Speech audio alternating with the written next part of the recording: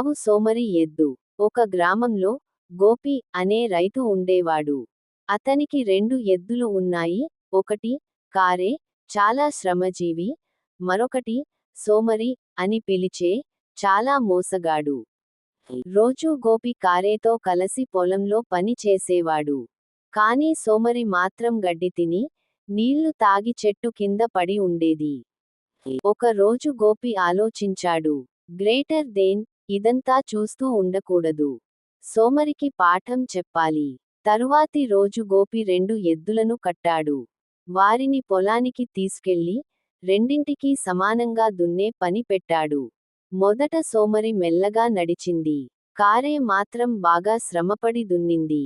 సాయంత్రానికి గోపి కారేకి బాగా గడ్డి పెట్టి, మజ్జిగ ఇచ్చాడు. సోమరికి మాత్రం కొంచెం గడ్డి మాత్రమే ఇచ్చాడు. ఇలా 2-3 రోజులు గడిచాయి. చివరికి సోమరి అలసిపోయి అనుకుంది. గ్రేటర్ దేన్, నేను కూడా పని చేయకపోతే ఆకలితో చస్తా.